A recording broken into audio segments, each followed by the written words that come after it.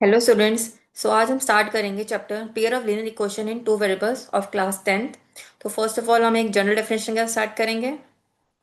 So define linear equation in two variables. Linear equation in two variables is of the form a x plus b y plus equal to zero. So linear equation two variables की जो general form होती है वो होती है a x plus b y plus equal to zero. अब इधर हम देख सकते हैं लीनियर वर्ड है। लीनियर मतलब कि जो उसकी डिग्री होगी, मतलब उसमें जो वेरिएबल्स है उनकी जो हाईएस्ट पावर होगी वन होगी। इधर मैं देख सकती हूँ तो वेरिएबल्स कौन से एक्स और वाई। एक्स की पावर भी हाईएस्ट वन है, वाई की भी हाईएस्ट पावर वन है, तो मतलब लीनियर हो गया। देन इक्वेशन क्यों? क्योंकि इसमें हमारे पास इक्वालिटी का साइन है। देन टू वेरिएबल्स क्यों? क्योंकि एक्स और वाई दो वेरिएबल्स है, इसमें एक्स और y. So linear equation two variables की जनरल फॉर्म हो गई है जब where a and b can't be zero at the same time. इस इक्वेशन में ए और बी दोनों एक टाइम पे जीरो नहीं हो सकते हैं। क्यों? अगर मैं ए और बी दोनों जीरो ले लूंगी तो मेरे पास क्या आ जाएगा? ए को मैंने जीरो ले लिया, बी को मैंने जीरो ले लिया, plus c equal to zero. अब जीरो एक्स और जीरो वाई जो होंगे वो तो जीरो ही होंगे, तो इक्वेशन आ जाएगी सी इक्वल टू जीरो। तो हम देख सकते हैं कि ये लीनियर इक्वेशन टू वेरिएबल्स रहेगी ही नहीं। तो इसलिए ए और बी दोनों एक टाइम पे जीरो नहीं हो सकते हैं। Equation linear equation two variables के जो ग्राफ की अगर हम बात करें तो हमेशा एक स्ट्रेट लाइन होता है। ये हमने ऑलरेडी क्लास नाइन्थ में पढ़ा है कि अगर linear equation in two variables है, इसका जो ग्राफ होगा वो हमेशा एक स्ट्रेट लाइन ही बनेगी। हम एग्जांपल ले सकते हैं लीनियर इक्वेशन टू वेरिएबल्स का as two x plus nine y plus eight equal to zero. हम देख सकते हैं लीनियर इक्वेशन टू वेरिएबल्स है। Then three x plus two y plus one equal to zero, ये भी linear equation in two variables है। अब हम पढ़ेंगे graphical method of solution of pair of linear equations. मतलब अगर हमें दो linear equations, pair of linear equations का अगर हमें ग्राफ गिवन है, हमें ग्राफ गिवन है जिसमें दो लीनियर इक्वेशंस के ग्राफ लाइंस ड्रॉ करी गई है, हमें बताना है उस ग्राफ को देख के बताना है कि उसका सॉल्यूशन किस टाइप का होगा। तो अभी हम पढ़ते हैं graphical method of solution of pair of linear equation. मान लो जो दो इक्वेशन है, जो दो लीनियर इक्वेशन टू वेरिएबल्स है वो है a one x plus b one y plus c one equal to zero. Second equation है a two x plus b two y plus c two equal to zero. मान लो ये दो linear equation in two variables हैं। अब अगर ये lines, अगर मैं इन दोनों लाइंस का ग्राफ ड्रॉ करती हूँ और वो अगर इंटरसेक्ट कर रहे हैं एक सिंगल पॉइंट पे, तो इस केस में जो पेयर ऑफ इक्वेशन होंगे उसका यूनिक सॉल्यूशन होगा, मतलब वो कंसिस्टेंट होगा। मतलब अगर मैंने एक ग्राफ ड्रॉ करा इन दोनों लाइंस का, जैसे मान लो ये दो लाइंस हैं, एक ये लाइन है, एक ये लाइन है और एक ये लाइन है। इन दो लाइंस, मैंने दो लाइंस के जो ये दो इक्वेशन इनके मैंने ग्राफ ड्रॉ कर दिया। अब मैं देख सकती हूँ उधर कि ये इंटरसेक्ट कर रहा है माइनस वन कॉमा थ्री पे। तो अगर मैंने दो इक्वेशंस हमें गिवन है और उनका मैंने ग्राफ ड्रॉ करा और अगर वो इंटरसेक्ट कर रहा है, तो हम कहते हैं उसका यूनिक सॉल्यूशन होता है। हमेशा हमेशा उनका यूनिक सॉल्यूशन होता है, जिसको हम कह सकते हैं कि कंसिस्टेंट पेयर ऑफ इक्वेशंस होता है। सो इस ग्राफ में हम देख सकते हैं दोनों इंटरसेक्ट कर रहे हैं, तो मतलब इंटरसेक्ट कर रहे हैं मतलब इसका यूनिक सॉल्यूशन होगा। यूनिक सॉल्यूशन क्या होगा? जिस पॉइंट पर वो इंटरसेक्ट करेगा। जैसे इस दो लाइंस को हम देख सकते हैं माइनस वन कॉमा थ्री पे इंटरसेक्ट कर रहा है, तो माइनस वन कॉमा थ्री इसका सॉल्यूशन हो जाएगा। और हम इसको कहते हैं अगर किसी भी इक्वेशन का सॉल्यूशन यूनिक होता है तो उसको हम कंसिस्टेंट पेयर ऑफ इक्वेशंस कहते हैं। उन इक्वेशन को किस टाइप का कहते हैं हम? कि कंसिस्टेंट पेयर ऑफ इक्वेशंस है। नाउ नेक्स्ट, लाइंस में भी पैरेलल। अगर मैंने दो इक्वेशंस गिवन है, उनकी लाइंस अभी मैंने देखा, या तो वो उन दोनों लाइंस को अगर मैं ड्रॉ करती हूँ ग्राफ पे वो इंटरसेक्ट कर सकती है, या फिर वो हो सकता है अगर मैं उन दोनों इक्वेशंस के ग्राफ ड्रॉ करूँ वो पैरेलल भी हो सकती हैं। जैसे इस केस में देख सकते हैं दोनों लाइंस पैरेलल हैं, तो इसके इसमें इक्वेशंस का कोई सॉल्यूशन नहीं होता। क्यों? क्योंकि किसी भी पॉइंट पर इंटरसेक्ट ही नहीं कर रही, दोनों के दोनों पैरेलल हैं, तो मतलब इनका कोई सॉल्यूशन नहीं होगा।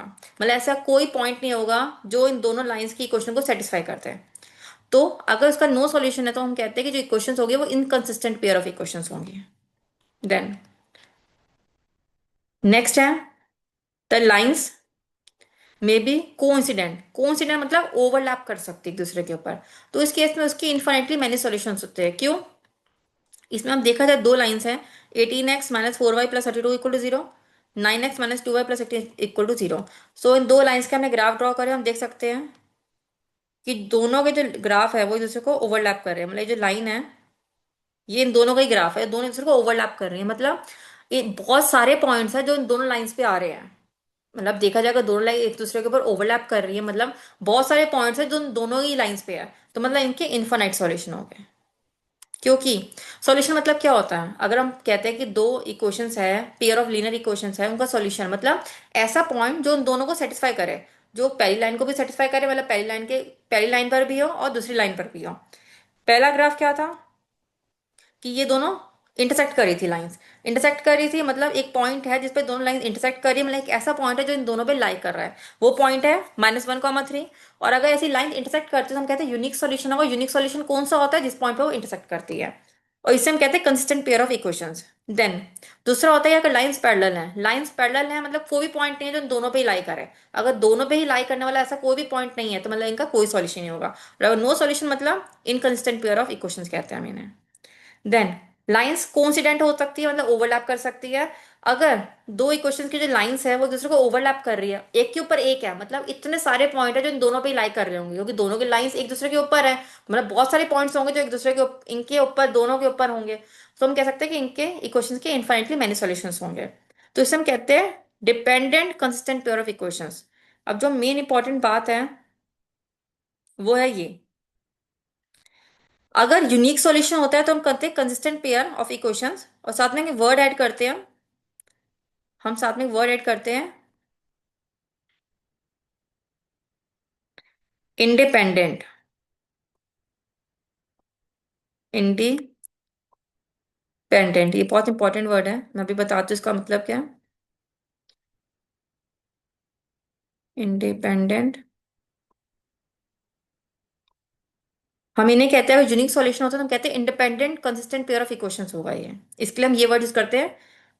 पेयर ऑफ अगर पैरेलल है तो हमने क्या ही दिया कि इनकंसिस्टेंट होगा। अब हम देखा जाए दो जो इक्वेशन थे, मतलब जब यूनिक था तभी भी हमने कंसिस्टेंट कहा था, जब कोइंसिडेंट था तभी भी हमने कंसिस्टेंट कहा था। जो मेन डिफरेंस क्या है कि अगर यूनिक है तो कंसिस्टेंट तो है बट साथ में वर्ड इंडिपेंडेंट है, और अगर कोइंसिडेंट है तो वर्ड कंसिस्टेंट तो है बट साथ में वर्ड डिपेंडेंट होगा।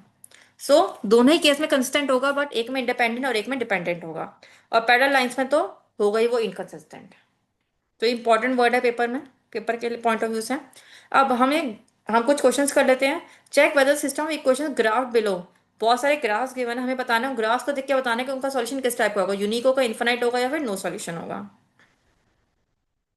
यूनिक होगा, इन्फिनाइट होगा या फिर नो सॉल्यूशन होगा।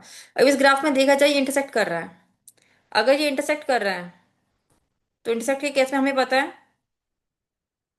अगर वो इंटरसेक्ट करता है तो उसका यूनिक सॉल्यूशन होता है। हमने देखा था कि अगर इंटरसेक्ट करे तो वो यूनिक सॉल्यूशन होगा, तो मतलब इसका सॉल्यूशन क्या होगा, वो यूनिक हो जाएगा। नेक्स्ट ग्राफ, इस केस में है पैरेलल लाइंस है, और पैरेलल लाइंस के केस में हमें क्या बात पता है, पैरेलल लाइंस में हमें पता था कि अगर लाइंस पैरेलल है तो नो सॉल्यूशन होगा, तो हम कह सकते हैं कि इसका नो सॉल्यूशन हो जाएगा। देन इस केस में देखा जाए दो लाइंस है L1 और L2, और दोनों एक दूसरे को ओवरलैप कर रही है, मतलब कोइंसिडेंट है। तो कोइंसिडेंट के केस में हमें ये बात पता है, कोइंसिडेंट के केस में कैसा होता है सॉल्यूशन, इन्फिनिटली मैनी सॉल्यूशंस होते हैं। इन्फिनिटली मैनी सॉल्यूशन होते हैं तो इसे हम लिख देंगे किसके, इन्फिनिटली मैनी सॉल्यूशंस होंगे। तो इस तरीके से पेपर में हमें ये नॉर्मली 1 मार्क्स में या 2 मार्क्स में क्वेश्चन आता है कि हमें ग्राफ गिवन होंगे, हमें ग्राफ देख के बताना है, हमें इक्वेशंस नहीं गिवन होंगी, हमें बस ग्राफ गिवन होंगे, ग्राफ देख के बताना होगा कि उसका जो सॉल्यूशन होगा वो यूनिक होगा, इन्फिनिट होगा या फिर नो सॉल्यूशन होगा। नेक्स्ट आप इधर देख सकते हैं दो इक्वेशंस हैं, 2y = 4x - 6, दूसरी इक्वेशन है 2x = y+3। इन दोनों की मैं देख सकती हूँ कि जो इनका ग्राफ है एक दूसरे को ओवरलैप कर रहा है अगेन, दोनों की एक ही लाइन दिख रही है हमें, तो दोनों एक दूसरे को ओवरलैप कर रही है, मतलब इसके इन्फिनाइट सॉल्यूशन होंगे, क्योंकि हमें पता है कि अगर लाइंस ओवरलैप करती है तो वो इन्फिनाइट सॉल्यूशंस होते हैं। देन इस केस में देखा जाए दो इक्वेशन है 2x - 3y = 12, तो x + 3y = 6। इसमें हम देख सकते हैं अगेन ये इंटरसेक्ट कर रहा है, इंटरसेक्ट मतलब यूनिक सॉल्यूशन होगा, और यूनिक सॉल्यूशन कहा क्या होगा, जिस पॉइंट वो इंटरसेक्ट करेगा।